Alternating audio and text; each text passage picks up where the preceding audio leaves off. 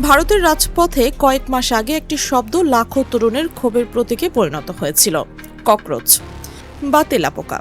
একটি বিতর্কিত মন্তব্যকে কেন্দ্র করে শুরু হওয়া ক্ষোভ থেকেই সামাজিক যোগাযোগ মাধ্যমে আলোচনায় আসে ককরোচ জনতা পার্টি।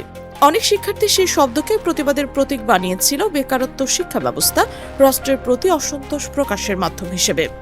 আজ বাংলাদেশের দিকে তাকালে অনেকেই প্রশ্ন তুলছেন, এবার কি বাংলাদেশের ছাত্র আন্দোলনও একটা নতুন প্রতীকের জন্ম দিচ্ছে?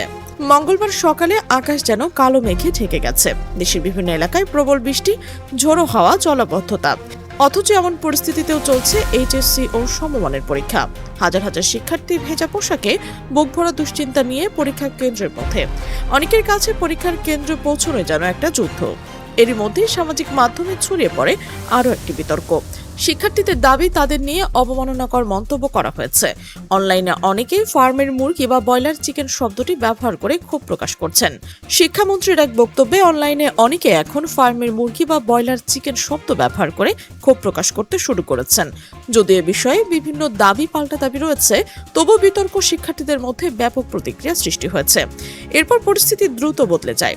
রাজধানী ঢাকা থেকে শুরু করে বিভিন্ন স্থানের শিক্ষার্থীরা রাস্তায় নেমে আসেন। উত্তরা বিএনএস সেন্টারের সামনে শুরু হয় সড়ক অবরোধ। একই সময় ঢাকা বিশ্ববিদ্যালয় এলাকাতেও বিক্ষোভ দেখা যায়। বৃষ্টিকে কেন্দ্র করে শিক্ষার্থীরা স্লোগান দিতে থাকেন। তাদের দাবিগুলোর মধ্যে ছিল বৈরী আবহাওয়ায় চলমান পরীক্ষা স্থগিত করা, দায়িত্বশীলদের জবাবদিহি নিশ্চিত করা এবং বিতর্কিত মন্তব্যের ব্যাখ্যা বা দায় স্বীকারোক্তির দাবি। বিক্ষোভ বাড়তে থাকলে সাংবাদিকরা শিক্ষামন্ত্রীর প্রতিক্রিয়া জানতে চেষ্টা করেন। তবে তিনি জানান, তখন সাক্ষাৎকার দেওয়ার সময় নেই এবং সংসদে বিষয়টি নিয়ে কথা বলবেন। এদিকে আন্তঃশিক্ষা বোর্ডের সমন্বয় কমিটির বৈঠক অনুষ্ঠিত হয়। সেখানে দেশের সার্বিক পরিস্থিতি পর্যালোচনা করে সিদ্ধান্ত নেওয়া হয় চট্টগ্রামের কয়েকটি জেলা ছাড়া অন্য বোর্ডের পরীক্ষা নির্ধারিত সময় চলবে। কর্তৃপক্ষের ভাষ্য ছিল, স্থানীয় প্রশাসন এবং বিভিন্ন বোর্ডের মতামতের ভিত্তিতেই এই সিদ্ধান্ত নেওয়া হয়েছে। কিন্তু এই সিদ্ধান্তে আন্দোলনকারীদের ক্ষোভ কমেনি। তাদের প্রশ্ন, যেখানে রাস্তাঘাট পানির নিচে, কোথাও নৌকা, কোথাও কোমর সমান পানি পেরিয়ে পরীক্ষা কেন্দ্রে যেতে হচ্ছে শিক্ষার্থীদের, সেখানে শিক্ষার্থীদের নিরাপত্তার দায়িত্ব কে নেবে? এই মুহূর্তে অনেকেই ভারতের ঘটনাটির সঙ্গে বাংলাদেশের পরিস্থিতি তুলনা করছেন। ভারতের একটি শব্দ ককরোচ ছিল প্রতিবাদের প্রতীক। বাংলাদেশের সামাজিক মাধ্যমে এখন ব্রয়লার চিকেন শব্দটি এইভাবে আলোচনায় এসেছে। তবে দুই দেশের প্রেক্ষাপট এক নয়। ভারতের আন্দোলনের মূল ইস্যু ছিল চাকরি এবং শিক্ষা ব্যবস্থা নিয়ে দীর্ঘদিনের ক্ষোভ। আর বাংলাদেশের বর্তমান আন্দোলনের কেন্দ্রবিন্দু হচ্ছে বৈরী আবহাওয়া, পরীক্ষা, শিক্ষার্থীদের নিরাপত্তা এবং বিতর্কিত মন্তব্য নিয়ে। তারপর একটি বিষয় স্পষ্ট, যখন শিক্ষার্থীরা মনে করে তাদের কথা শোনা হচ্ছে না, তাদের প্রতিবাদী হয়ে ওঠে তাদের ভাষা। রাজধানীর রাজপথে সেই ভাষায় শোনা যাচ্ছে। একদিকে পরীক্ষা চলছে, অন্যদিকে স্লোগানের মুখর সড়ক। একদিকে প্রশাসনের সিদ্ধান্ত, অন্যদিকে শিক্ষার্থীদের দাবি।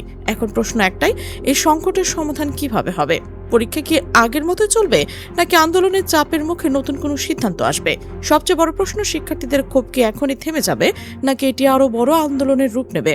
ভারতের ককরোচ আন্দোলন দেখিয়েছিল, কখনো কখনো একটি শব্দ হাজারো তরুণের ক্ষোভের প্রতীক হয়ে ওঠে। বাংলাদেশও আজ একটি বিতর্ককে ঘিরে যে প্রতিক্রিয়া তৈরি করেছে, সেটিও সাময়িক নাকি দীর্ঘমেয়াদী, সেটি নির্ধারণ করবে আগামী কয়েকদিনের ঘটনা প্রবাহে। এখন সবার চোখ সরকারের পরবর্তী পদক্ষেপের দিকে।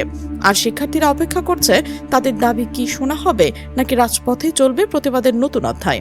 দর্শক, এই পরিস্থিতি নিয়ে আপনার মন্তব্য কি? বৈরী আবহাওয়ায় পরীক্ষা চালিয়ে যাওয়ার সিদ্ধান্ত কি যৌক্তিক ছিল? আপনার মতামত কমেন্টে জানান।